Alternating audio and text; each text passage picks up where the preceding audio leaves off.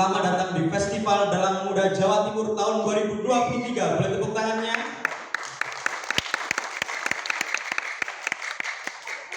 Festival Dalang Muda tahun 2023, rangkaian Pekan Wayang Jawa Timur dalam memperingati Hari Wayang Nasional tahun 2023, terselenggara atas kerjasama Dinas Kebudayaan dan Pariwisata Provinsi Jawa Timur, Kepadi Provinsi Jawa Timur, Universitas Airlangga Surabaya. Sesaat lagi kita akan memasuki season yang kedua dengan dua penampil, yaitu nomor tampilan 9 dari kontingen Kabupaten Tuban. Pada kesempatan kali ini akan menampilkan dua, dan setelah penampilan nomor 9 dan nomor urut 10 nanti akan ada pengumuman dan juga talk show dari Bapadi Provinsi Jawa Timur. Untuk dapat mempersiapkan diri, penampil nomor urut 9 Novian Wahyu Sasongko dari Kabupaten Tuban.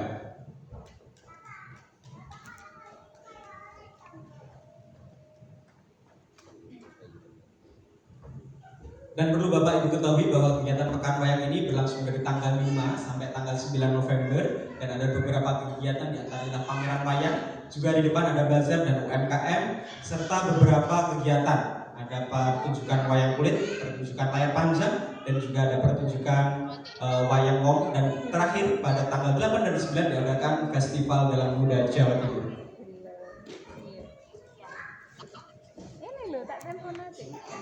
Nomor penampil 9 Novian Wahyu Sasongko dari Kabupaten Tuban akan menampilkan lakon Berhubung Ngalengko.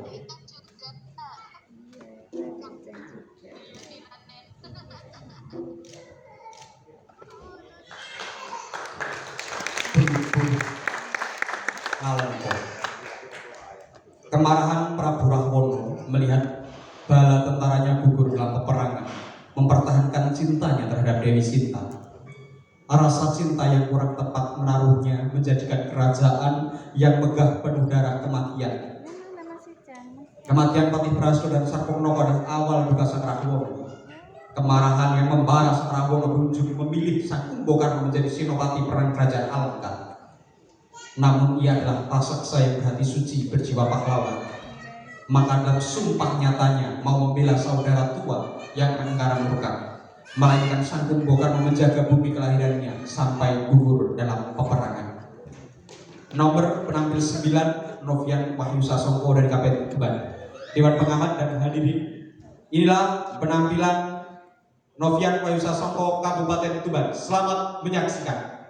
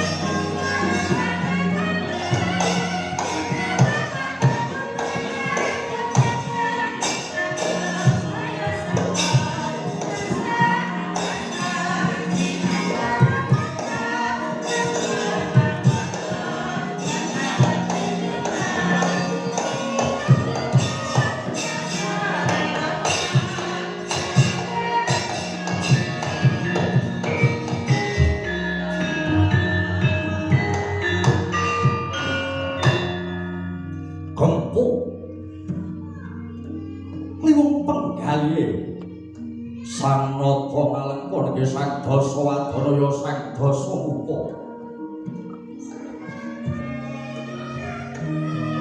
Tanulyan kula kang abang branang genine Bambal Wagakala.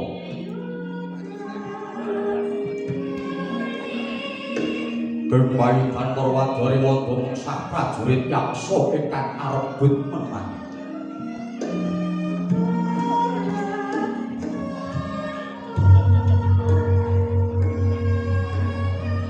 Prastoten sarwa napa sampun gugur madyaning palagan mila.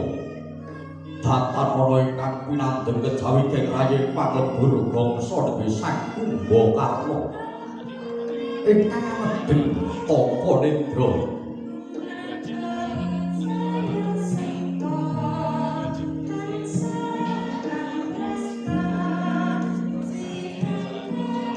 Dinae rasa Sang Dasamuka lan mulang saking katebyan Kalya Sang Kumbakarna nganti sampe Ganada.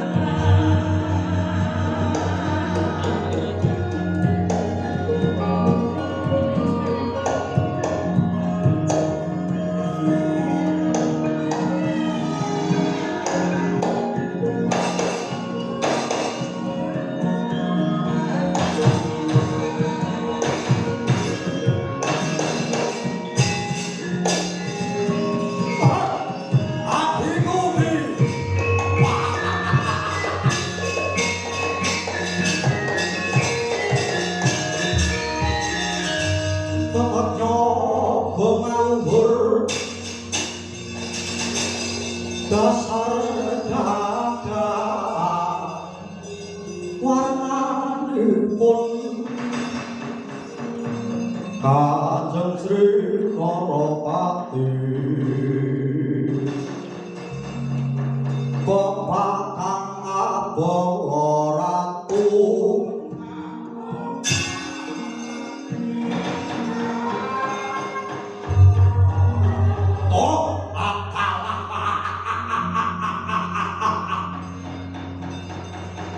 yo pandaku yo donyaku. Kumbakarna jadi Kumbakarna opo Kakang Dasamuka kowe kaget tak timbali ngabekane. Aku lagi tuh dibuka anakku Indrajit. Gandeng aku osoan ana ing ngaresanmu Gage Pandana wigati apa Kakang? Yo persajan wae aku kangen jagongan karo kowe angin. Gandeng siap lagi wae tangi tuladane wong tangi turu mono mesti luwe. Mula kowe mangan dhisik yo. Cek Nurul wonten ing balen kang dawuh Kanjeng Rama Dewaji. Kakek jempuna sego saklawe kanggo mangan bapa pamanmu sik. Bapa wae pakarane mara kakek gawan rene. Nuli wis dipok saking dawuh Kanjeng Rama Dewaji.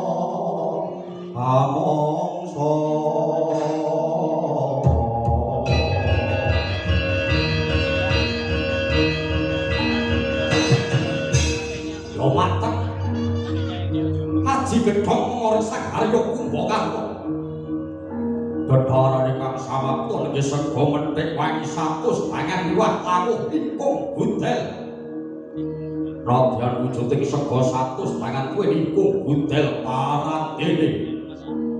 Parandina mung saged eping tingalus udes keltung pestapes tanpa tilang.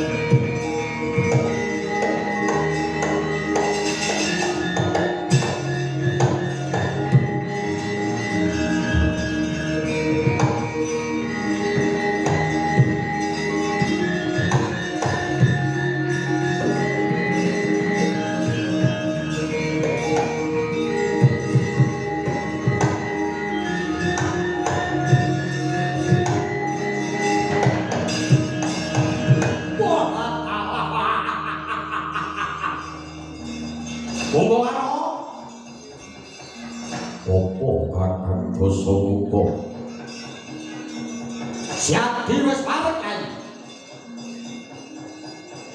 Wis makan. Syukur ya. Sabanjure mangertiya. Sapungkure Siati topo Nendra negaramu ngalengkormu bubuk ya ora arep dening wadya ketek oponane Ramajaya. Langsung rupa langun paman Prahasta lan Nyai Sarpanaka wis dadi bebanteng gugur ing palagan. Aku wis diceritani anakku Indrajit kok dadi wis umur Nyai. Aku wis ngerti Kakang. Yen mangkono dina iki kowe majura. Mengko dhisik Kakang. Aku tak kondo. Sadurunge aku wis braita menawa bakal dumadine perang iki. Kabeh mau yo mergo anggonku ngumbar hargane kanapsa Kakang Dasamuka. Kakang Dasamuka wis wani nyidra Dewi Sinta saka tangane Prabu Rama. Mula mumpung durung kebacut gawa korban kang luwih akeh. Dewi Sinta balekna marang Prabu Rama.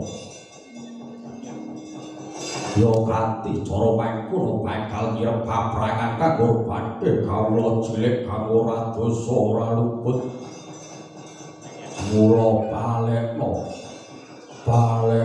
Dewi Sinta Kakang setan.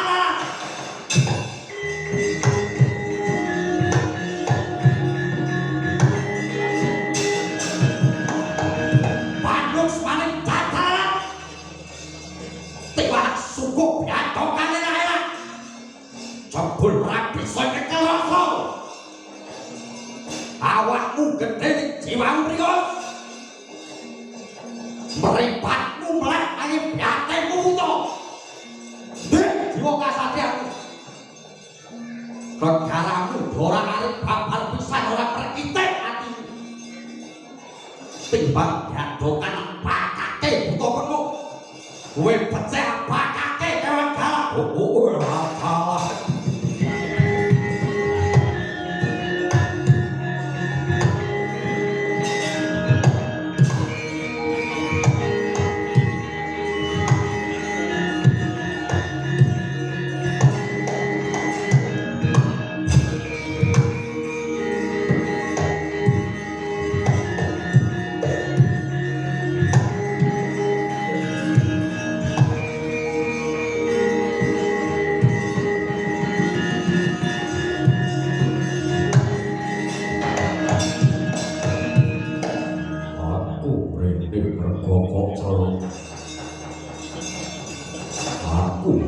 rego kok kongkon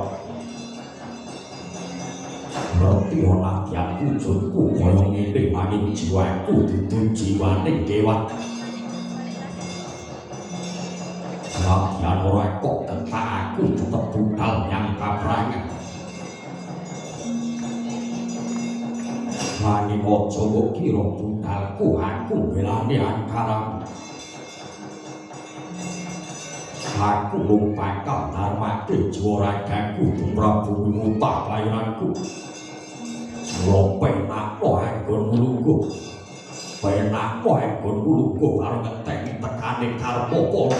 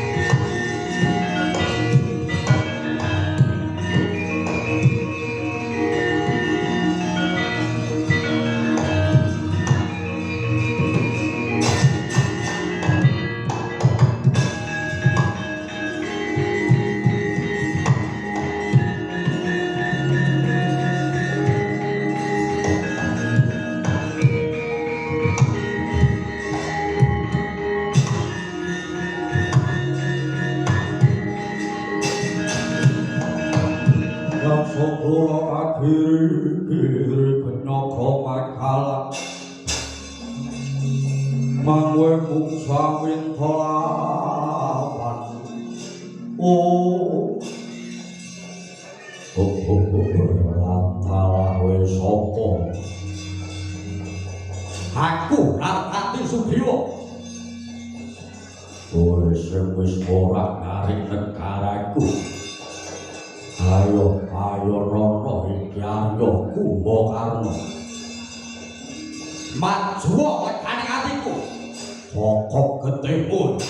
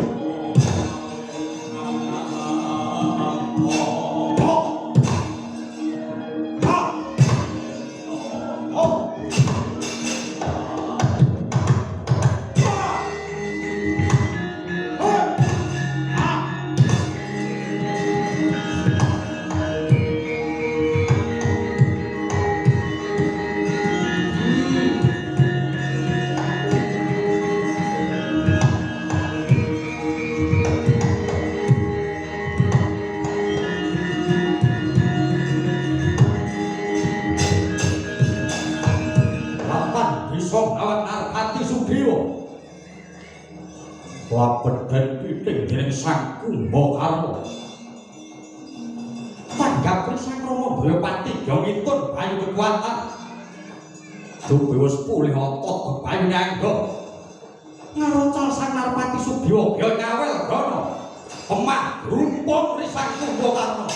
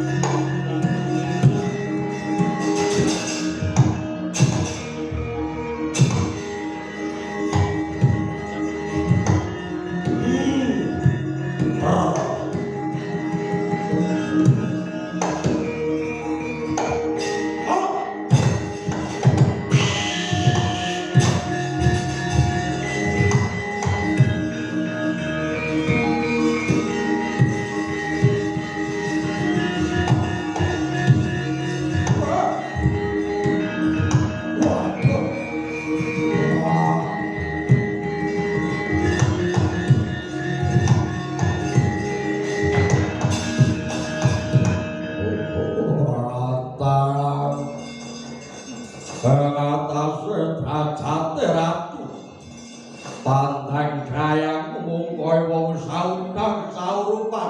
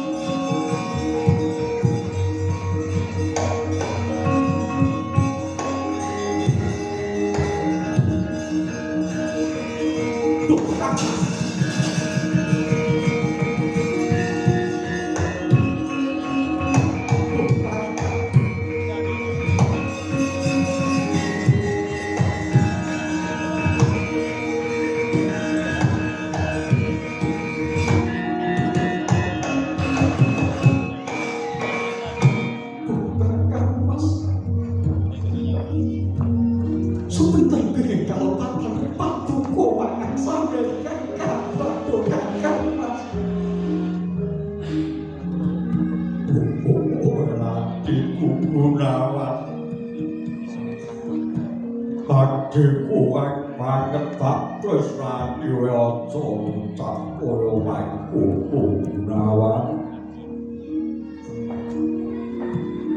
Satu menaca sesetya pun kakang laksani ora beda. Padha-padha gayo kautamane urip. Mung talane wae sing beda siati ora luput. Mula kake tutupno Gunawan.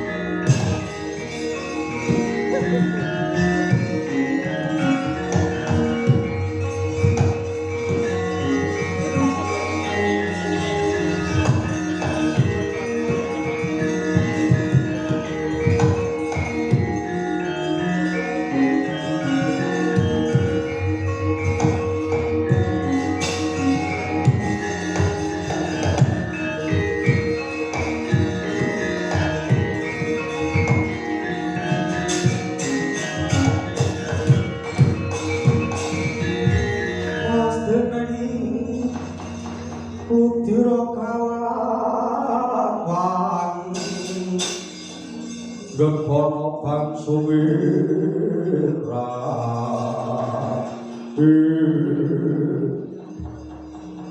Nyai Gunawan kepiye pawatane kadang ora Raden Kumbakarna wagun jejering Senopati Rumawan Wadyarewanda ya. Duh Raden Katarung kaget kami caksana. Kula namung saged jurung panguji rahayu. tumrap konturipun kathah kula supaya ngalah-alah Raden.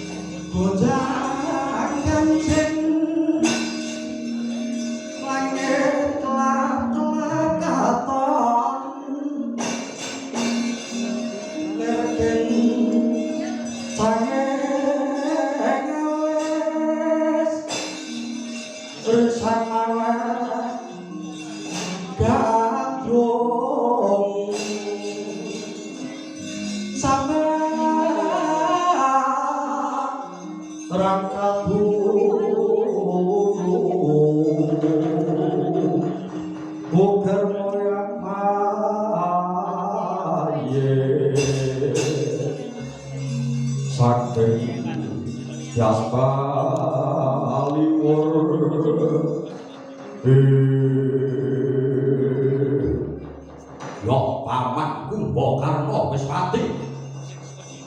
Konangan Indrajit apa dadi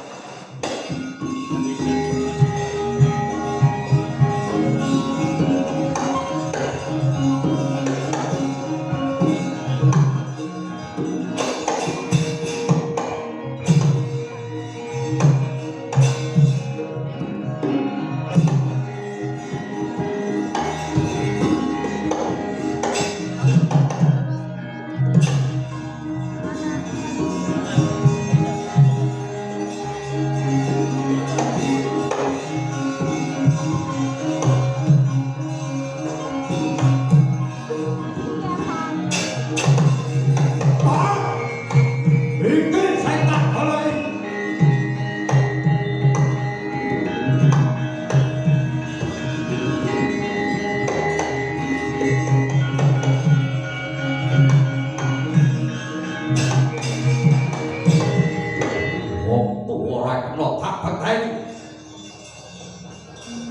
dina ing kalungguhan iki ora ana paman lan ponakan meneh. Sono temripatmu aku wis tanggap. Mesti merkitik atimu. Ya. Saiki mung garing milih sing mati Gunawan apa Indrajit. Tak turuti ya. Nanging sumurupa. Lamun sejatine Indrajit kuwi dudu anake Kakang Dasamuka. Nalika semono ibumu garebeni mijil pawestri gandeng bapakmu ya Kakang Dasamuka wis prasetya. Lamun anake mijil putri bakal dirabi dhewe. Mula banjur bayi kang mijil wadon mau tak cidra tak tirani bayi kakung kang tak cipta saka wega. Tak kepuja dadi bayi lanang duweku sira kene Indrajit. Mula suwe pijet kowe rati nggonku ngompatake ngalah.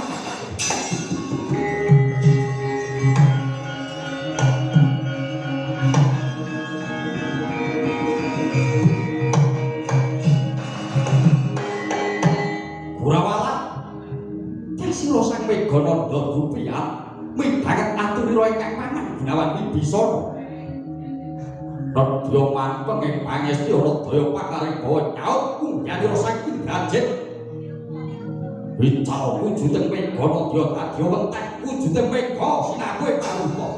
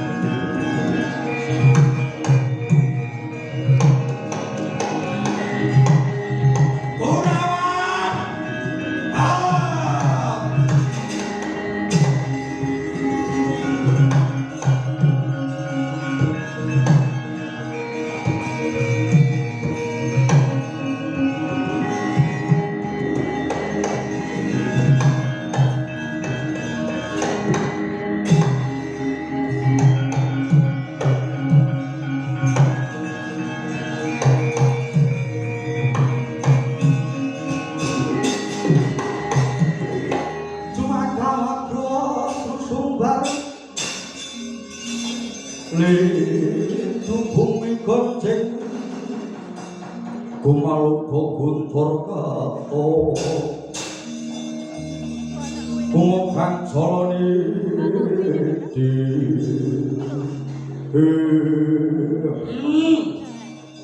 ana apa krenggosan napasmu kok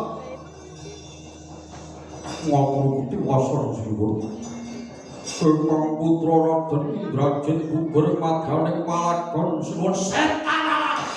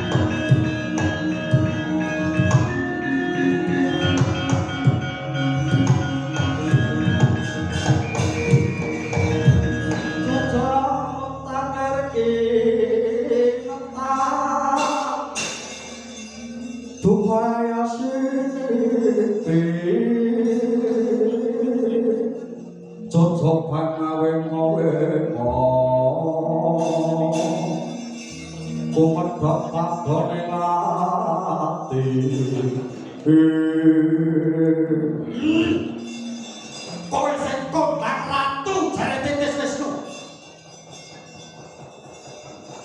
Dasamuka.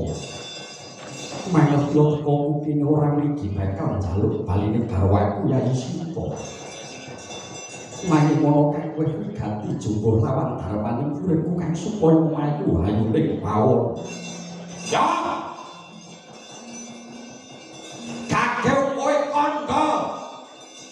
mumpung drop kaungkake nyawamu. Dosa iku yen kena dak eman mara cupet tenanggonmu tansah ngagak marang kamardikane liya. Tumuli baliya marang dalan bener. Luhur-luhuring jamu mengkono lamun wis weruh marang luputing dhewe. Ya aku pukul kowe arep apa? Aku mung sak dermo nindakake kewajibanku. Yen wae karangmu tak ibaratke gunung. Mulai aku kang bakal njogoke gunung mau. Ya iki sing tak tadi. Kakek duduk lho.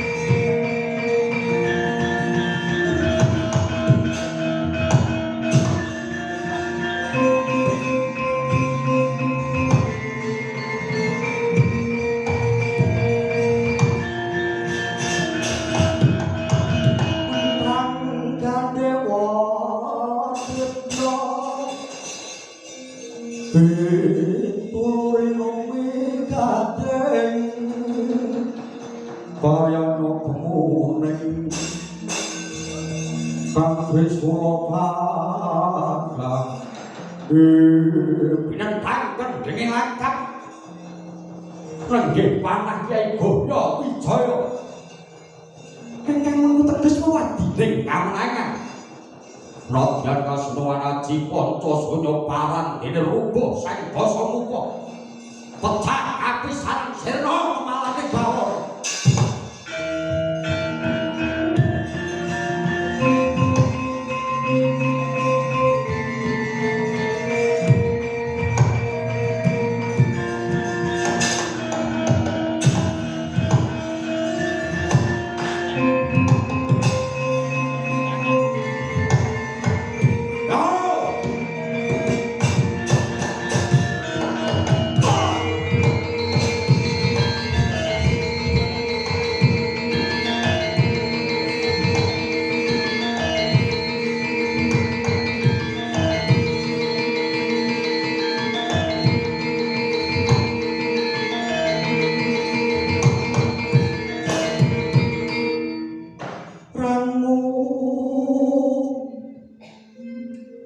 rangu